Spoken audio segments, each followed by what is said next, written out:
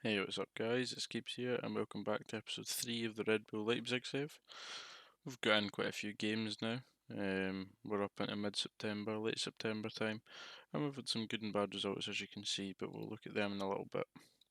So, just an update on the squad. We do have an injury. Lucas Klosterman, he's nearly full fitness though.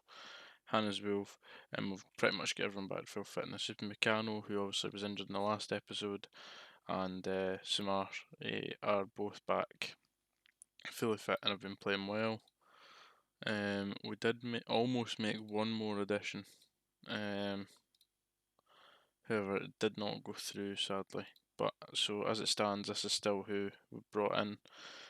We did try and bring in a right back on loan just to support Klosterman and Tyler Adams over there, but it didn't work out.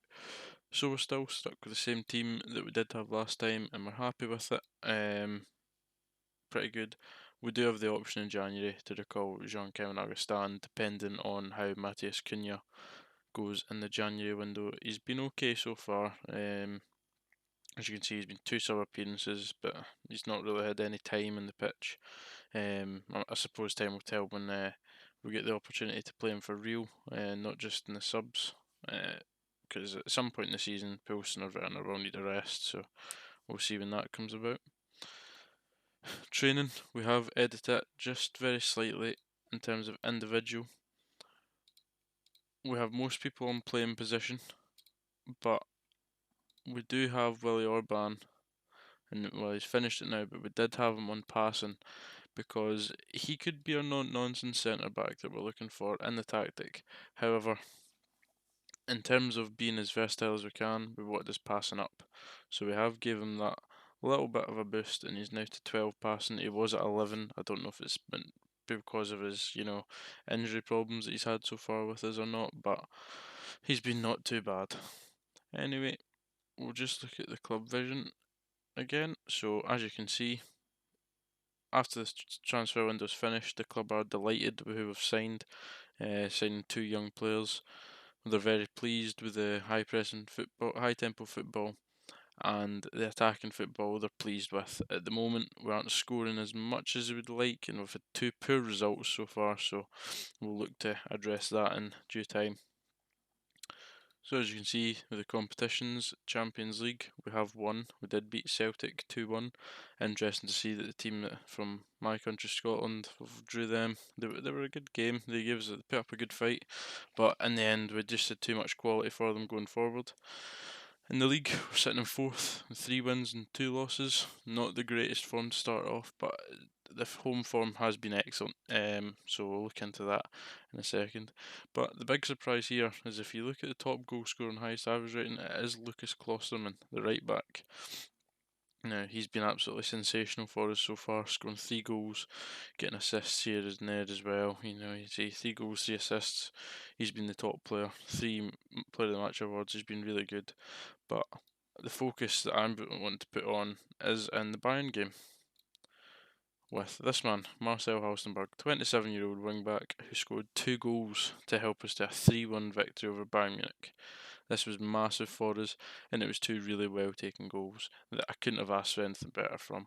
He's been very good for us, and I didn't realise how good he would be as I was looking for a potential backup for him, but now my heart's set on playing him and hopefully keeping him till he retires, depending on how long we do this season, series even. So when we look here, you've got a decent amount of potential, as we've spoken about before. So we will just look at playing time. There has been slight changes. So as you can see with Meccano, he was star player. We have him back to regular starter. Samar, he is now a star player. He joined as an important player, but we have bumped up to star player after start playing him for quite a bit.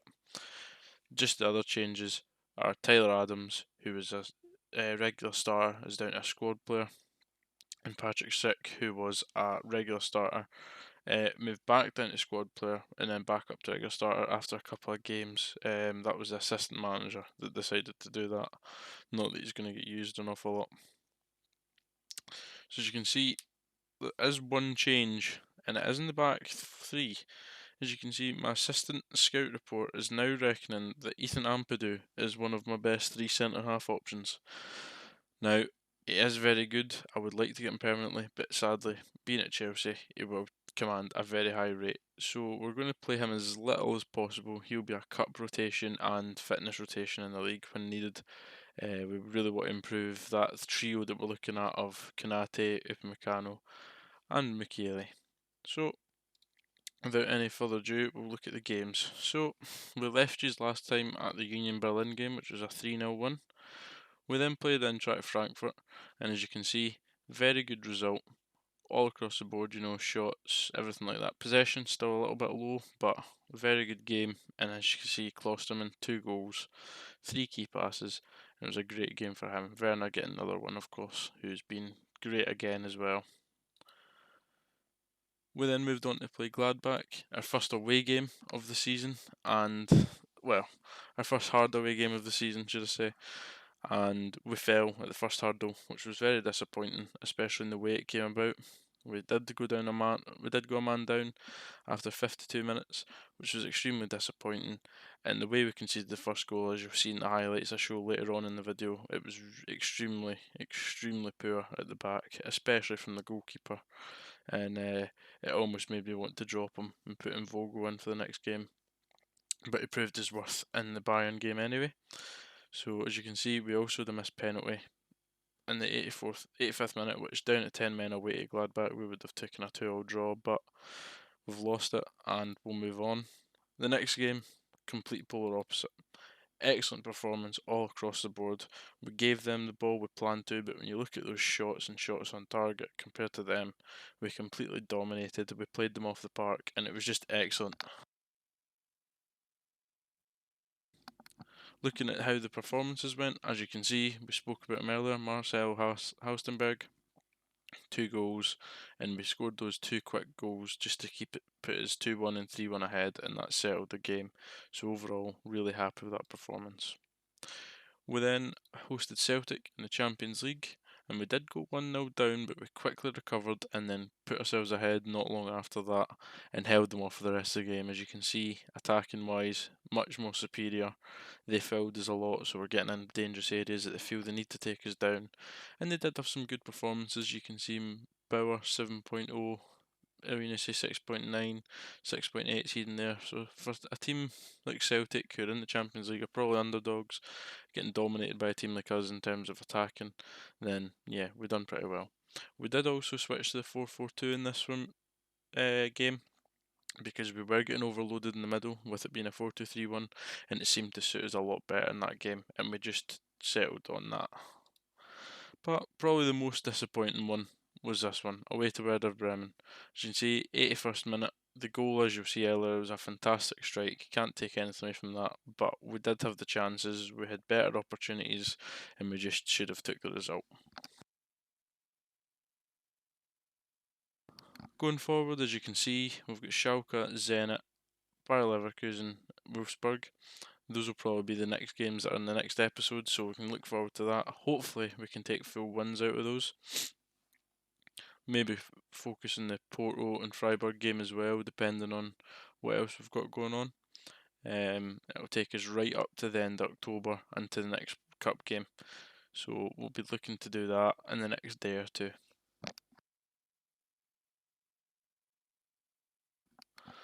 Okay, so now I'll just show you some highlights of the game and talk over it as we go, just to give you my thoughts and feelings on how we performed and how the games went.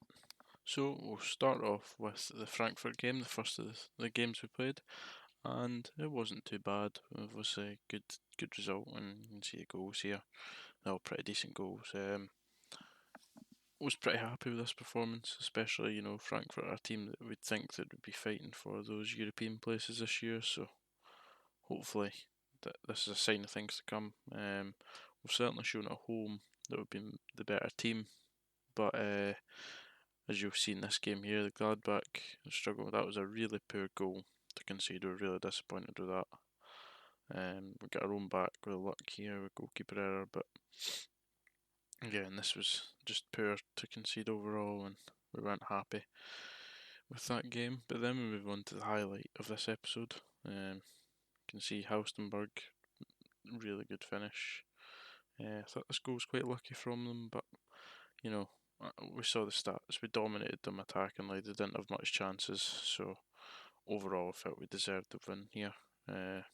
Poulsen showing he's a real threat in the air, so we can't complain with that one. Then moving on to Celtic, obviously we conceded first, but we had a really good response, really quick response, and we're happy with the end result in that. It gives us a win in the Champions League. The group that we've got, hopefully we can do well. Porto, probably our leading contenders in that group, but we'll be hoping to do well in that one. And then the biggest disappointment, really, of the episode is going to be Werder Bremen. There's not a lot of footage to show here, also it was 1-0, so I just want to put this one behind us and hope to go on in the future with better results away from home. So that's all for this episode. Hope you've enjoyed it. As I said, we're back to episode 4 when we're taking on probably up to the start of November. We'll finish the cup match and we'll show you just the brief highlights and talk about any big events that have happened in that time, talk about through maybe tactical changes or things for their away games, that sort of thing. But overall, we're pleased with the start of the season. A couple bad results here and there, but nothing drastic, so hope to fix that. So thanks for coming again, and we'll see you in the next one. Cheers.